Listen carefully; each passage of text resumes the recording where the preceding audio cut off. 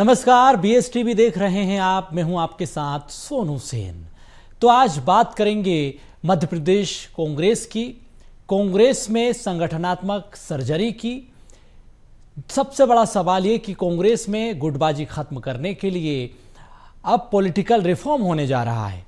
कांग्रेस के भीतर गुटबाजी की नई पटकथा को लेकर अब प्लेटफॉर्म तैयार हो रहा है। बहुत सवाल इसको लेकर पूछे जा रहे हैं। क्या सभी विभागों और प्रकोष्ठों को भंग करने का फैसला संगठन को मजबूत करेगा?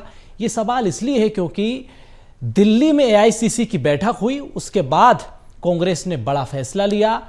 सभी प्रदेश की जो इकाइयां हैं उसको भंग कर दिया। अब इसको लेकर सवाल उठ रहे हैं कि अंदरूनी विरोधी खेमों को किनारे लगाने की ये रणनीति है या फिर कांग्रेस नए चेहरों को मौका देना चाहती है, नए चेहरों के सहारे चुनावी लड़ाई की तैयारी कर रही है। यह फैसला उसी का हिस्सा है। बहुत सवाल इसको लेकर उठ रहे हैं। इसी मुद्दे पर खास चर्चा करेंगे, लेकिन पूरी रिपोर्ट को आप देख लीजिए, समझ लीजिए कांग्रेस के भीतर किस तरह की सर्जरी हो रही है, कांग्रेस की आगामी रणनीति क्या है और इस संगठन सर्जरी के क्या मतलब मायने हैं। इसी को लेकर रिपोर्ट देखिए, समझिए, फिर उसके बाद चर्चा करेंगे। मध्य प्रदेश कांग्रेस में बड़ा फेरबदल देखने को मिला है। प्रदेश कांग्रेस के सभी विभाग, प्रकोष्ठ और सभी स्तरों की संगठनात्मक इकाइयों को तत्काल प्रभाव से भंग कर दिया गया है। प्रदेश कांग्रेस प्रभारी हरीश चौधरी ने इसका आदेश जारी किया है। दावा किया जा रहा है कि अब नए सिरे से संगठन का गठन किया जाएगा। पार्टी का कहना है कि पुनर्गठन का उद्देश्य संगठन को ज्यादा प्रभावी, सक्रिय और मजबूत बनाना है। माना जा रहा है कि आने वाले दिनों में नई नियुक्तियों और नई टीम का ऐलान किया जा सकता है। सभी विभाग और प्रकोष्ठ तत्काल प्रभाव से भंग, सभी स्तरों की संगठनात्मक इकाइयां भी समाप्त। AICC के निर्देश पर जारी हुआ आदेश। प्रदेश प्रभारी हरीश चौधरी ने जारी किए निर्देश। संगठनात्मक पुनर्गठन के तहत होगा नए ढांचे का गठन। कांग्रेस दावा कर रही है कि संगठनात्मक ढांचे को नए सिरे से तैयार करने और आगामी राजनीतिक रणनीति को मजबूत करने के लिए ये कदम उठाया गया है। सभी विभागों और प्रकोष्ठों को भंग करने के बाद अब नए पदाधिकारियों की नियुक्ति चरणबद्ध तरीके से की जाएगी। संगठन सृजन के माध्यम से जब जिला अध्यक्ष बने थे तब ही ये कहा गया था कि आपकी परफॉर्मेंस की मॉनिटरिंग की जाएगी। भोपाल से लेकर दिल्ली तक मॉनिटरिंग होगी। अगर निष्क्रिय पाए गए तो आपको अपना पद त्यागना पड़ेगा। तो मैं समझता हूँ वो प्रक्रिया यहाँ पे हो रही है। एक तरफ कांग्रेस का अपना दावा है तो दूसरी ओर भाजपा इस फैसले पर तंज कस रही है। बीजेपी प्रदेश उपाध्यक्ष सुरेंद्र शर्मा का कहना है कांग्रेस सृजन के साथ अब विसर्जन की ओर पहुँच गई है।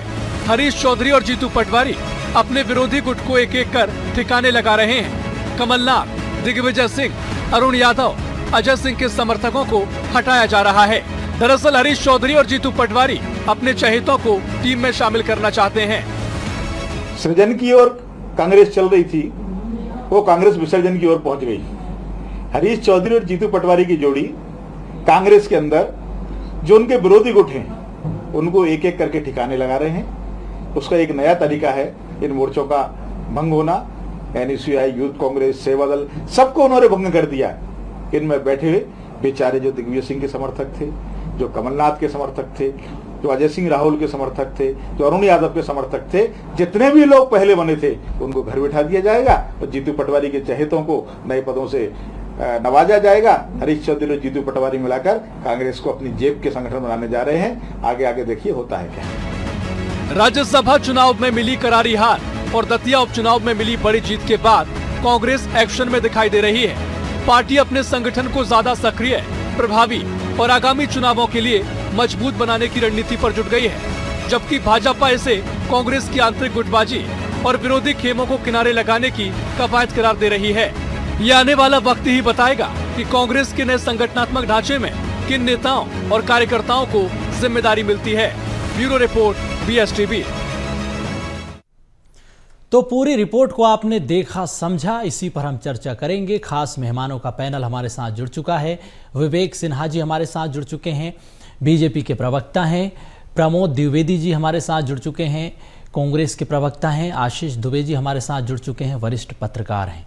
आप तीनों मेहमानों का बहुत स्वागत। सबसे पहला सवाल प्रमोद जी, आपसे जिस तरह से दिल्ली में एआईसीसी की बैठक हुई, उसके बाद ये बड़ा फैसला लिया संगठन में सर्जरी का, इसके क्या मतलब मायने हैं?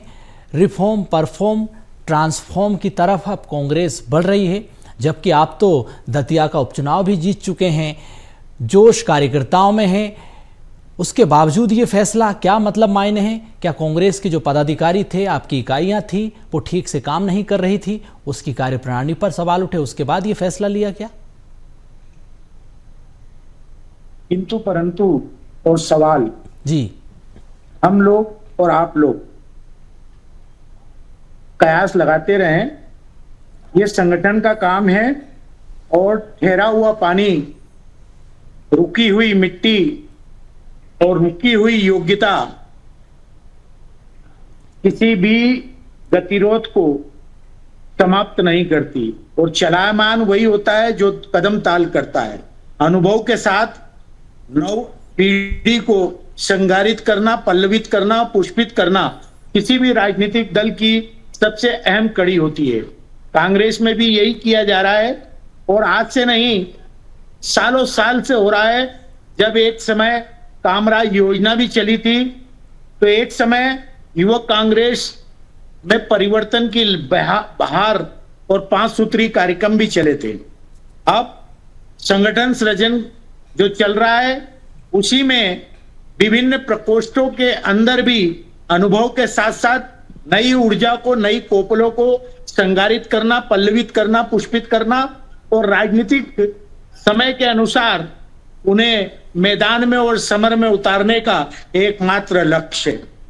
भारतीय जनता पार्टी, जिसमें कांग्रेस का अंधा अनुसरण करने की प्रतिस्पर्धा लगी हुई है। कभी कहावत होती थी कि कांग्रेस में विभिन्न प्रकोष्ठ हैं, आज कांग्रेस से अधिक भारतीय जनता पार्टी में प्रकोष्ठ हैं और भारतीय जनता पार्टी अनुसरण कर रही है नई कोपले लेकर के नहीं, बल्कि कांग्रेस की रीति नीति और पद और प्रकोष्ठ का अनुसरण कर रही है। तो वो हमें सीख नहीं दें, बल्कि आचरण में अख्तियार करें कि उनका रिमोट कंट्रोल संघ से चलता है। संघ तय करेगा तो कौन पदाधिकारी रहेगा, कौन प्रवक्ता रहेगा। अन्यथा की तारीख में कल कांग्रेस से इस्तीफा देने वाला राकेश सिंह यादव, जिसे स्थानीय मंत्री, स्थानीय विधायक नहीं पहचानते हैं, वो भारतीय जनता पार्टी में आके प्रदेश प्रवक्ता बन जाता है। हम कांग्रेस में ये परंपरा लेकर के नहीं आ रहे, बल्कि कांग्रेस पहले अपने अनुभव के साथ नई कोपलों को बिल्कुल विवेक जी, कांग्रेस खुद को रीसेट कर रही है, बीजेपी का रिमोट संघ के हाथ में है। पहली चीज ये। दूसरा सवाल ये भी है कि दतिया उपचुनाव में जीत के बाद नई ऊर्जा है, उमंग है, उत्साह है और नए चेहरों को मौका देने की कवायद है। देखिए, मैं आपको स्पष्ट कर दूं कि कांग्रेस कितनी बार भी रिशफल करे, कितनी बार भी नई कोपलें उगाए, उससे हमारा कोई बहुत ज्यादा लेना देना नहीं है। पर as a politician, as a राजनीतिक कार्यकर्ता, मैं बस कांग्रेस से पूछना चाहूंगा कि ये कोपलें कितनी बार, इनको कभी बड़ा होकर पेड़ बनने दोगे कि हमेशा पौधा थोड़ा सा पनपेगा, उसको उखाड़ के फेंकोगे? अभी जीतू पटवारी जी 2023 में प्रदेश कांग्रेस के अध्यक्ष बने और 2024 में जैसे तैसे 1-1.25 साल बाद उन्होंने अपने प्रकोष्ठों की और कार्यकारिणी की घोषणा करी, जिसको हम जंबो कार्यकारिणी बोलते हैं। इन्होंने भाजपा पे सवाल उठा दिए कि कितने प्रकोष्ठ होते हैं, ये होते हैं, पर इन्होंने ये सवाल नहीं उठाया, ये नहीं बताया कि यार हमारे पास, भारतीय जनता पार्टी के पास कांग्रेस जैसे 177 सचिवों की संख्या नहीं होती है। इनकी जो भाजपा जो टीम है, उसके अंदर कितने 50-55 महासचिव, 50-55 उपाध्यक्ष, 130-135 के आसपास करीब प्रदेश के सचिव और सब मिलाकर के जंबो कार्यकारिणी 300-350 पदाधिकारी होते हैं। हमारे यहाँ बहुत लिमिटेड तय है कि अगर 5 महामंत्री बनने हैं तो 5 ही महामंत्री बनने हैं, 10 उपाध्यक्ष बनने हैं तो 10 ही उपाध्यक्ष बनने हैं और अगर 12 मंत्री बनने हैं तो 12 ही सचिव बनने हैं। तो आप देखिए कि भारतीय जनता पार्टी की जो रीति नीति है, उसको तो कांग्रेस कभी टच कर नहीं पाएगी, ना उसको हासिल कर पाएगी। हाँ, प्रकोष्ठों में भी हमारे यहाँ संख्या जो है बहुत सुनिश्चित है कि प्रत्येक संभाग से कुछ एक प्रकोष्ठ के सहसंयोजक बनाए जाते हैं। इनके यहाँ प्रकोष्ठों की भी जो भरमार है, जो प्रकोष्ठों के अंदर भी जो संख्याओं की भरमार है, वो कुल मिलाकर के पदों से लोगों को संतुष्ट करने के लिए किया जाता है। अब भारतीय जनता पार्टी और कांग्रेस की तुलना करने हम बैठ रहे हैं, कहा हम भारतीय जनता पार्टी सूरज है और सूरज को दिया दिखाने की बात करने की बात करती है कांग्रेस। आप ये देखें कि पौने 2 साल में जो पौधा इन्होंने पौने 2 साल पहले रोपा था वो अंकुर बन के प्रफुल्लित हुआ ही था, उन्होंने उसको फिर रौंद डाला, क्योंकि अब इनको उसके अंदर नए बीज डालने हैं, नए तरीके से इनको डालना है। अब आप बताइए, किसी पौधे को उठा करके आप फेंक दें निकाल के, उसका नया पौधा के लिए नया बीज डाल दें, तो वो जो पौधे निकल के जो बाहर जाएंगे उनको क्या जवाब देंगे? क्या भारतीय जनता पार्टी इसके लिए जिम्मेदार है? तो कांग्रेस बताए कि इन कार्यकर्ताओं ने ऐसा क्या दोष क्या था? 1,000 कार्यकर्ताओं से ज्यादा आकर उन्होंने पद छीन लिया है, समाप्त कर दिए, तो क्या उन कार्यकर्ताओं पर विश्वास नहीं रह गया, या वो कार्यकर्ता क्यों उनको हटा दिया गया? ये कुल मिलाकर के ये बड़ा महत्वपूर्ण सवाल आपने उठाया विवेक जी, इसका जवाब मैं लूंगा। उसके पहले आशीष जी आपके पास में आता हूं, को एडजस्ट करने का तैयारी है। बिल्कुल बिल्कुल आशीष जी, कांग्रेस के संगठन सृजन को और जो सभी इकाइयां भंग की गई जबकि दतिया उपचुनाव में जीत हुई, अब जो विवेक जी ने सवाल उठाए कि 1,000 से ज्यादा पदाधिकारी कार्यकर्ताओं से जिम्मेदारी क्यों छीन ली गई, आप किस तरह से देख रहे हैं ये फैसले को आशीष जी? देखिए कांग्रेस का फैसला है। कांग्रेस ने जब संगठन सृजन अभियान शुरू किया था तो उस तरह की ये बातें सामने आई थी कि समय समय पर इन चीजों का, पदाधिकारियों का रिव्यू होगा।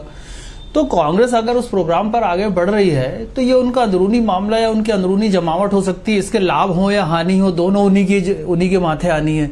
लेकिन ये बात जरूरी है कि ये जो राजनीति में कुछ नए प्रयोग जो हो रहे हैं खासतौर पर कांग्रेस में, और उन प्रयोगों को करने का अभी जो समय है वो यही समय है, क्योंकि कांग्रेस के पास अभी 2-2.5 साल का चुनाव लड़ने का वक्त है। इस बीच में दतिया की एक सफलता मिली है, एक छोटा सा ऑक्सीजन है कांग्रेस के लिए, तो अभी नेतृत्व थोड़ी मजबूत स्थिति में दिख रहा है, तो वो अपने मनमाफिक बदलाव कर सकता है या करा सकता है। लेकिन सवाल है कि जब इस तरह के बदलाव वो कर रहे हैं तो इन बदलावों का असर कितना होगा, इसको भली भांति देखना बहुत जरूरी होगा। कांग्रेस के साथ समस्या कई तरह की रहती हैं, लेकिन वो कांग्रेस की अपनी संस्कृति है, भाजपा की संस्कृति से उसकी तुलना नहीं हो सकती। कांग्रेस कितने पदाधिकारियों को रखती है, कितनों को नहीं रखती है, जैसा मैंने कहा ये सारे जोखिम उन्हीं के हैं। तो इसलिए अगर इस संगठन सृजन के तहत अभी जो प्रकोष्ठ भंग किए गए हैं, तो इसमें मैं देख रहा हूं कि उसमें प्रकोष्ठ वो भंग हुए हैं जिनका गठन मध्य प्रदेश में हुआ है, मध्य प्रदेश की कांग्रेस की इकाई ने किया है जी। एआईसीसी भी कुछ इकाइयां तय करती है, उनके बारे में नहीं है। उस आदेश में साफ लिखा है कि मध्य प्रदेश कांग्रेस के तहत जो बनाई गई हैं, तो एआईसीसी कुछ विभाग बनाती है, जहां तक मेरी जानकारी है। उसके बारे में अभी चीजें साफ होना बाकी है, जैसे अल्पसंख्यक विभाग है या अनुसूचित जाति, अनुसूचित जनजाति, इस तरह के कुछ विभाग 5-7 विभाग है जो वो लोग बनाते हैं। प्रमोद जी इसको लेकर स्पष्ट करेंगे जी, चूंकि जी बात रखिए अपनी। चूंकि मध्य प्रदेश में बहुत सारे प्रकोष्ठ और का गठन वगैरह कमलनाथ के समय में हुआ था, और इसका मतलब उनकी एक सामाजिक इंजीनियरिंग से था ताकि ज्यादा से ज्यादा लोग उसमें शामिल हो। तो लेकिन वो प्रकोष्ठों की संख्या 60-65 तक हो गई थी, उसके बाद वो कम हुए, नए सिरे से बनाए गए, लेकिन उसका जो असर है वो 2023 में दिखा नहीं। 18 की चुनाव में भले वो चीजें कुछ काम कर गई, लेकिन 23 में वो असर नहीं दिखा। तो अब यदि उसका रिव्यू हुआ है तो मुझे ऐसा लगता है कि अभी मध्य प्रदेश कांग्रेस की भी जो कार्यकारिणी है उसमें भी कुछ बदलाव हो सकता है कि हो, और उनका भी परफॉर्मेंस रिव्यू हो, और उसके बाद कार्यकारिणी की भी शक्ल कुछ नए तरह से दिखे। बिल्कुल प्रमोद जी, जरा इसको स्पष्ट कीजिए कि एआईसीसी जो समितियां बनाती है उनके सदस्यों को भी भंग कर दिए गए, या फिर जो मध्य प्रदेश कांग्रेस पीसीसी चीफ जीतू पटवारी ने नई कार्यकारिणी और बाकी की जो सभी इकाइयों पर पदाधिकारी नियुक्त किए थे उनको भंग किया गया? उसकी एक सूची हमारे द्वारा मीडिया को प्रेषित की गई है और संभवतः आपके पास भी पहुंच गई होगी जी। उस सूची में यह है कि ऐसे प्रकोष्ठ जो मध्य प्रदेश कांग्रेस कमेटी के द्वारा निर्मित किए गए थे, बनाए गए थे, और समय और परिस्थिति के अनुसार उनमें परिवर्तन करना आवश्यक है, ऐसे प्रकोष्ठ भंग कर दिए गए हैं। बिल्कुल। अब दूसरा सवाल ये भी है कि जो विवेक जी ने सवाल उठाया, प्रमोद जी एकत्रित कर ले।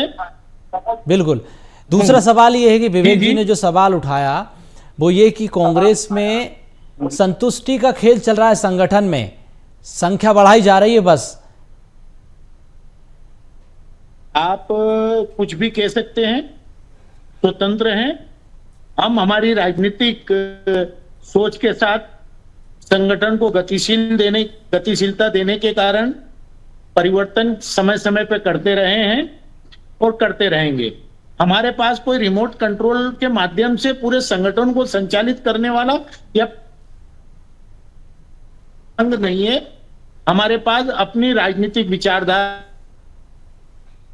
भावना नहीं रखते, बल्कि अमल में लाने के लिए सिद्धांत बनाते हैं।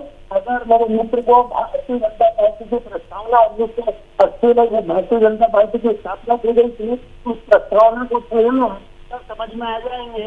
प्रस्तावना 1980 में जब भारतीय जनता पार्टी की स्थापना की गई थी, उस प्रस्तावना को पढ़ लें तब समझ में आ जाएंगे। और आज जो दतिया में जो दिखा है, ये हर जगह दिखेगा, रब से या अन्य दलों से। भारतीय जनता पार्टी के निष्ठावान कार्यकर्ता हमारी तत्का ग्रहण राजनीतिक दलों चुका है।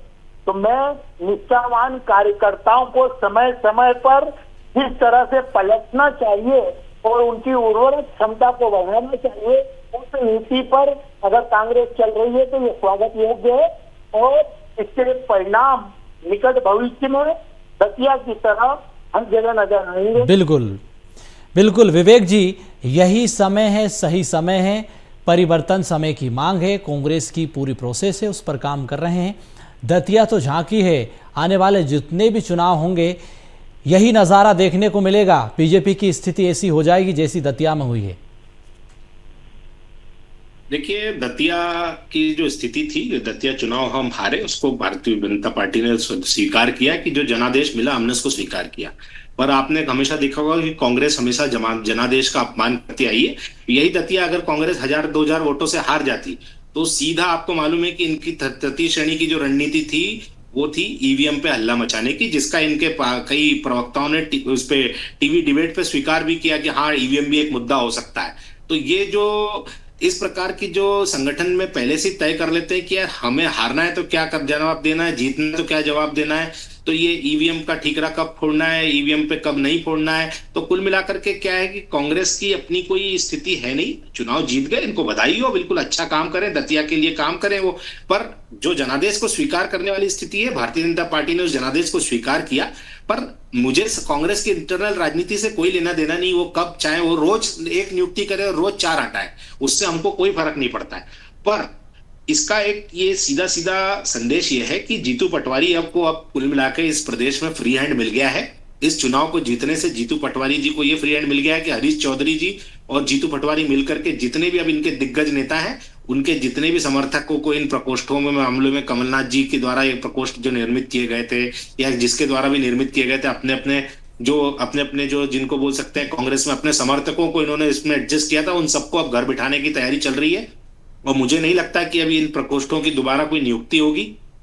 और जो दतिया का इनाम कार्यकर्ताओं को इनको देना चाहिए था, उन्होंने उनको एक दुखद स्थिति में ला दिया कि जिन कार्यकर्ताओं के पास पद और दायित्व थे, अब वो बिना दायित्व और पद के घर में बैठे हैं। अब जवाब कांग्रेस को देना है। इंटरनल राजनीति में वो रोज क्या क्या परिवर्तन करना चाहे करें, पर जब से 2023 से जीतू पटवारी बने, वो संगठन सृजन के नाम पे कांग्रेस का सिर्फ विसर्जन कर रहे थे। ये जैसा आपने बोला कि ये कांग्रेस का ये दतिया चुनाव एक उनके लिए ऑक्सीजन सिलेंडर बना है, पर ये बहुत ही छोटा ऑक्सीजन सिलेंडर है, जल्दी खत्म हो जाएगा। इनको हम वापस जो आप देखेंगे जो चुनाव आने वाले समय में नगरीय निकाय के चुनाव आ रहे हैं, आप वहां आपको कांग्रेस की स्थिति नजर आ जाएगी कि किस प्रकार से इनके अंदर सिर्फ उटव्वल होगा, किस प्रकार से ये नगर निगम के चुनाव लड़ने वाले। बिल्कुल प्रमोद जी, कमलनाथ के कार्यकर्ताओं को किनारे लगाने की साजिश चल रही है क्या? मैं तो इनसे ही पूछना चाहता हूं कि डॉक्टर मोहन यादव को जानबूझ करके हरवाया गया क्या दतिया में? और जहां तक ईवीएम की बात कर रहे हैं, हम तो आज भी कह रहे हैं ईवीएम पवित्र नहीं है, ये उपचुनाव हो। तो अगर आपको लगता कि मुगालते में आप नहीं हो तो पूरा खेल करते, जैसे कि तो तीन उस पर आखिरी के 3 चरणों में किया आपने। 12 चरण तक हम 12,000 से अधिक वोटों से आगे थे। आखिरी के 3 चरणों में 85% से अधिक। बीच में मैं आपके बीच में नहीं बोला हूं, प्लीज। और जहां तक नैतिकता की बात कह रहे हैं, तो आडवाणी जी ने सुप्रीम कोर्ट में ईवीएम के खिलाफ याचिका लगाई थी, जानकारी पहले एकत्रित कर लें और वह याचिका में क्या क्या निर्णय हुए थे ये भी पता कर लें, और उसके बाद हम बीपीएड के हमने सुधार लेके आए। लेकिन आपने उसमें क्या करा? सुप्रीम कोर्ट के निर्देशों का पालन। अभी 25 लाख से अधिक मतदाताओं की संख्या मध्य प्रदेश में कम हुई है, इंदौर में 4.5 लाख कम हुई है। तो क्या बांग्लादेशी मध्य प्रदेश में 2003 के बाद घुसपैठिए के रूप में घुसे? अभी नगर निगम के चुनाव होने वाले, इसके पहले ही इंदौर में 1,75,000 से अधिक मतदाताओं की संख्या कम हो गई है। ये कैसे बढ़ी थी? सवाल ये है, आप तथ्यों के आधार पर बात करें। अभी संगठन की बात चल रही है, संगठन पे बात करें। ईवीएम पर तो रोना आपने शुरू किया था, कंप्यूटर पे रोना आपने शुरू किया था, बैलगाड़ी लेकर के संसद में आप पहुंचे थे, आधुनिकीकरण का आपने विरोध किया था, और बांध पर के अंदर जो पानी रहेगा उसकी बिजली निकाल ली जाएगी, ये नेहरू के समय आपने कहा था। तो ये तो आदत है आप लोगों की। चलिए, बिल्कुल आपके पास आऊंगा, आपके सवालों का जवाब दूंगा मैं। बिल्कुल प्रमोद जी, आपके पास मैं आऊंगा। आशीष जी, जरा एक बात आप समझाइए। दतिया उपचुनाव में जीत के बाद डायलॉग आपने शुरू किया था, मेरे से प्रत्युत्तर ले लो। किसने बोली थी? प्रमोद जी, विवेक जी, आप दोनों के पास मैं आऊंगा। एक छोटा सा जवाब हम आशीष जी से ले लेते हैं। आशीष जी, एक बात आप बताइए, दतिया उपचुनाव में जीत के बाद क्या जीतू पटवारी एब्सोल्यूट पावर में आ गए हैं, और ये जो फैसला संगठन का लिया है क्या उसी का नतीजा है? क्या अब अपने हिसाब से टीम तैयार करेंगे जीतू पटवारी मिशन 2028 की? इसको इस तरह से देखा जाए क्या? हाँ, जीतू पटवारी के पास ये मौका है, क्योंकि एक चुनाव जीतने के बाद वो संगठन को अपने हिसाब से रीसेट कर सकते हैं। तो ये तो कोई भी अध्यक्ष चाहेगा कि उसके हिसाब से टीम बन जाए।